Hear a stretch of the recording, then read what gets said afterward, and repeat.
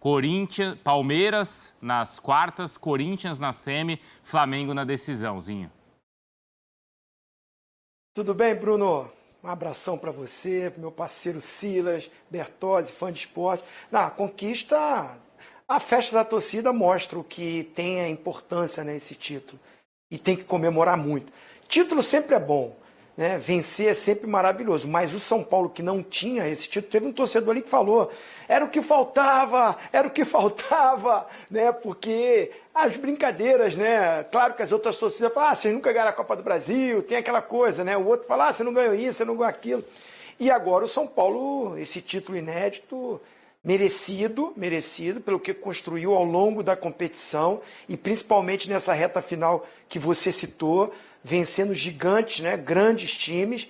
E no trabalho do Dorival. Esse cara merece todo... O São Paulino, todos os São Paulinos, torcedores, grupo. Mas eu destaco muito o trabalho do Dorival. Focou, veio para isso, para buscar, né, um título importante. E a Copa do Brasil traz, além para os cofres do São Paulo, 70 milhões, se não me engano, a final dá para quem conquista. Né? Então é uma grana muito importante para qualquer clube, ainda mais o São Paulo. O título que faltava nessa galeria gigantesca do São Paulo, e para um treinador que é bicampeão. Ele é tri, né? Porque ele ganhou no Santos também, o Dorival. Mas biconsecutivo, porque se o Flamengo era atual, o treinador era ele. Né? Então um bicampeonato, acho que é uma conquista pessoal também do Dorival, por tudo que ele passou, como ele saiu do Flamengo, a gente já falou isso em muitos programas, né? Acho que injustamente, né? Não foi correta a conduta com ele, já dei muita minha opinião sobre isso, e eu acho que ele merecia também, o São Paulino, mas o Dorival também, né? Porque mostra o potencial, a competência dele, a organização, um clube que recebe reforços e ele monta um esquema de jogo deixando jogadores importantes no banco, porque sabia contra quem ia jogar, o momento que o Flamengo se encontrava, e ele foi para buscar o resultado fora de casa. Ele conquista com esse empate dentro de casa, mas muito pelo que ele construiu com o São Paulo no primeiro tempo do primeiro jogo. A construção desse título passa por aquele primeiro tempo maravilhoso que o São Paulo dominou no Maracanã, fez o gol que deu a vitória, né? Hoje sofreu um pouco mais, acho que o Flamengo até foi superior se botar o jogo todo, mas não foi um domínio também assim que massacrou, que encurralou o São Paulo, que deixou o São Paulo no desespero, porque o São Paulo também deu suas escapadas, criou algumas oportunidades, num geral, pelas estatísticas, um pouco mais de posse de bola para o Flamengo, um pouco mais de chute a gol, mas nada que estava no contexto daquilo que o São Paulo planejou. O São Paulo entendeu o que precisava para o jogo, administrou bem e consegue um título merecidamente, Bruno. E de maneira mais organizada, não é, Silas? Eu acho que a organização ficou muito clara, muito evidente nos confrontos contra o Palmeiras.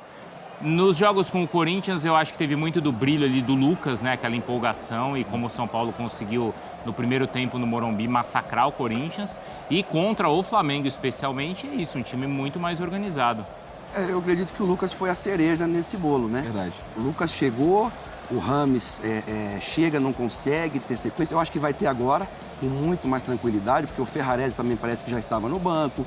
O Caio Paulista do CV teve câimbra, está lutando aí para entrar em forma. Igor Vinícius ainda está fora, Galopo ainda está fora.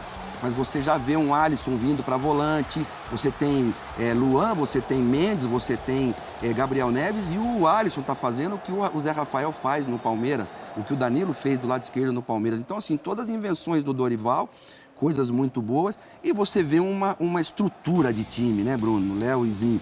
Um time que sabe o que quer, joga. Ele cai de produção ali nos 20, 25 do segundo tempo. Aí quando entra Luciano, Michel Araújo ou o Rato, que está no banco, entra depois, o time volta a marcar lá em cima de novo.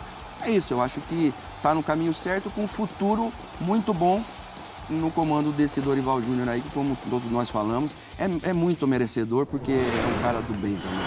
E aí os números da partida, Léo, olha só, os números então do jogo lá no Morumbi. O Flamengo com um pouco mais de posse de bola, mas com mais chutes certos.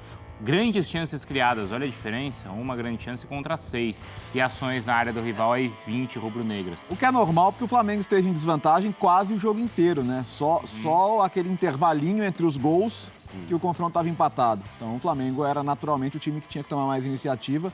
No segundo tempo, o São Paulo nunca chegou a estar contra as cordas, embora o Flamengo tivesse com mais iniciativa, né? O Flamengo rondava bastante ali, mas não houve aquele momento de pressão, de 2, 3 chances seguidas, no final, a defesa ali do Rafael, sim, né? O chute do Ayrton Lucas. Isso. Agora, uma coisa que eu acho legal, o Silas até usou a palavra invenção, e normalmente no futebol, quando você fala isso de técnico, você vai pro lado ruim. E, por exemplo, a invenção do Alisson como volante. Verdade. Foi uma coisa que solucionou um ponto para ele. Um jogador que deu uma outra dinâmica ali pro setor. Mostrando que você consegue, às vezes, ter um setor organizado sem ter necessariamente um dos volantes como um cão de guarda, um cara que só sabe destruir, né? Então, é um meio-campo que ele conseguiu organizar muito bem. E sobre o Lucas ser um patamar acima, isso todo mundo viu desde o primeiro momento que ele pegou numa bola aqui, né? Isso estava muito claro.